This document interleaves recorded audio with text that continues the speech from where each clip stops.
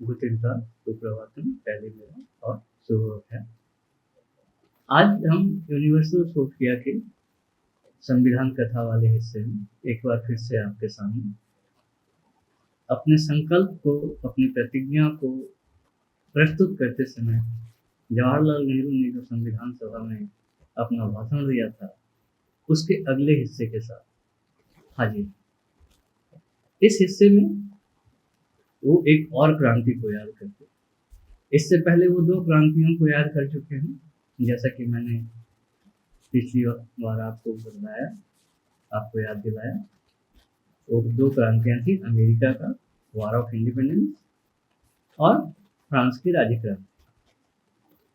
आज वो एक तीसरी, इस किस्त में जिसकी बात हम कर रहे हैं उसमें वो एक तीसरी क्रांति की बात कर रहे हैं और कहते हैं कि ये क्रांति तो अभी अभी हाल में ही हुई है और उन लोगों ने भी अपना संविधान बनाया है और उस क्रांति की वजह से एक नए किस्म की राजसत्ता भी बनी और उसकी वजह से हुआ ये है कि हम देख रहे हैं कि बहुत बड़ा भूभाग, धरती का एक बहुत बड़ा हिस्सा जो था वो अब union of Soviet socialist Republic के रूप में आज हमारे सामने हाजिर है। तो वो दुनिया में आज एक बहुत प्रभावशाली और ताकतवर देश है, मगर हमारे लिए वो सिर्फ एक ताकतवर देश नहीं है, वो हमारे लिए एक अपना पड़ोसी देश नहीं है। दरअसल उस समय सोवियत संघ की सीमाएं अफगानिस्तान को छूती थी।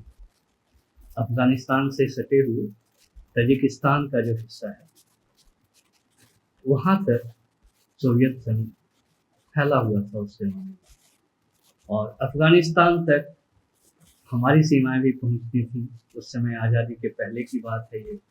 पाकिस्तान का जो पश्चिम उत्तर प्रांत है, जिसको नॉर्थ वेस्ट फ्रंटियर प्रोविंस कहते थे उस जमाने में लोग, वो अफगानिस्तान को छूता था।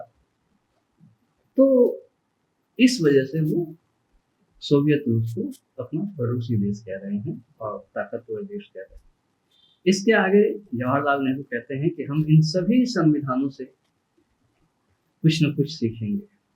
हम उनकी सफलताओं से सीखेंगे, उनकी सफलताओं को अपने यहाँ भी लाने की कोशिश करेंगे और उनकी जो गलतियाँ रही हैं, उनकी जो विफलताएं रही हैं, उनसे हम खुद को बचाने की कोशिश भी करेंगे।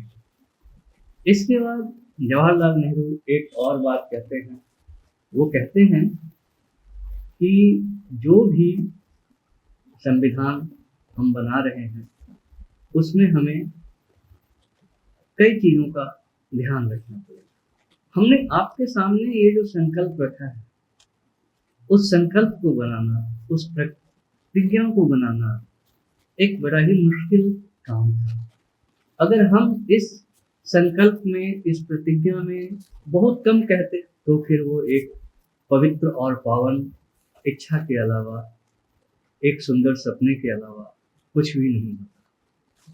और अगर हम इस संकल्प में बहुत ज़्यादा कह देते, ये सोच लेते कि हम बहुत सारी चीज़ों को शुरू में ही तय कर दें संकल्प के माध्यम से ही, तो ये दूसरों के अधिकारों पर अतिक्रमण करने जैसा और दूसरे के अधिकारों में दखल देने जैसा हो जाता।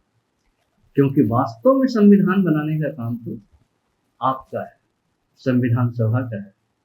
और संविधान सभा की जो उसकी अपनी ड्राफ्टिंग कमेटी है, जो पूरे विस्तार से संविधान की सभी धाराओं को आपके सामने रखेगी, आप विचार करेंगे, उसमें से जो आपको अच्छी लगे उसे पारित करेंगे, जो ना लगे उसे खारिज करेंगे।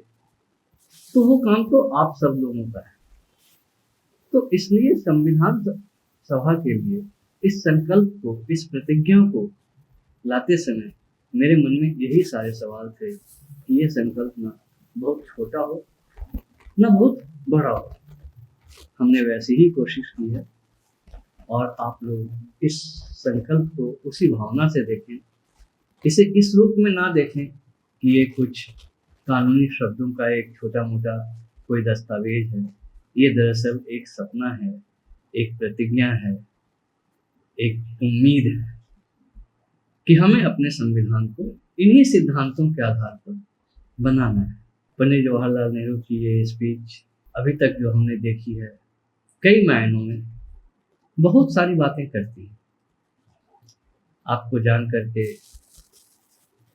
अच्छा लगेगा कि जिस क्रांति की बात ना डॉक्टर सच्चिदानंद सिन्हा ने की, ना डॉक्टर राधा कृष्णन ने की, ना डॉक्टर राजेंद्र प्रसाद ने की, उस महान क्रांति की बात जवाहरलाल नेहरू करते हैं, और वो क्रांति थी सोवियत रूस की क्रांति। आज की तारीख में यकीनन आप कह सकते हैं कि वो क्रांति असफल हो गई, सोवियत संघ भी टूट गया, मगर इसका मतलब ये नहीं है कि वो क्रांति पूरी तरह से खत्म हो गई। क्रांतियां दरअसल सभ्यताओं का एक रूप होती है, कैप्सूल के रूप में होती है।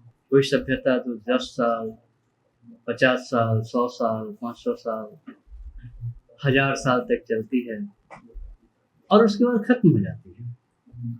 मगर इसका मतलब ये नहीं होता है कि उस सभ्यता की सारी चीजें खत्म हो गई। खत्म होने को तो मेसोपोटामिया यानी दजला और फरात नाम की 2 नदियों के बीच जो सभ्यता थी, जो आज इराक का हिस्सा है, वो भी खत्म हो गई है।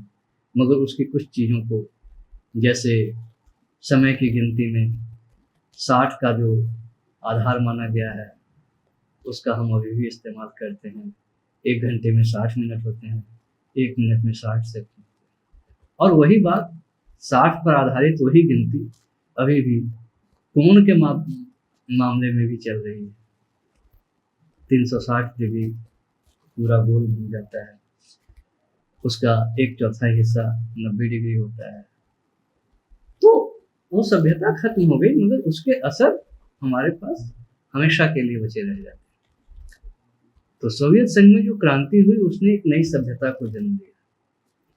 सभ्यता बहुत कम दिन टिकी, करीबन 70 साल, 1917 से लेकर के 1990 तक। मगर उसके जो असर हैं वो हम अभी भी देख रहे हैं, और उस क्रांति को जवाहरलाल नेहरू याद करते हैं। ये दिल को छू जाने वाली बात है। तो इन्हीं शब्दों के साथ हम अपनी आज की इस किस्त समाप्त कर रहे हैं। जवाहरलाल नेहरू का ये भाषण काफ़ी लंबा है, तो इसे पूरा करने में अभी और वक्त लगेगा मुझे। मैं धीरे धीरे, थोड़ा थोड़ा करके इस पूरी संविधान सभा की बहसों को इसलिए देख रहा हूँ कि हम इसकी बातों को तहे दिल से सुन सकें, समझ सकें और अपने दिल में बसा सकें, और ये भी जान सकें कि हमारी संविधान सभा के निर्माण में जो लोग लगे हुए थे वो कितने विद्वान, कितने सच्चे और कितने ईमानदार थे। तो इन्हीं शब्दों के साथ हम आज की इस किस्त को समाप्त करते हैं। अगर हम आपको संविधान के बारे में हमारी ये बातें अच्छी लगती हैं तो चैनल को लाइक, शेयर, सब्सक्राइब करना ना भूलें, और अगली किस्त तक के लिए शुभ मंगल, स्वागत।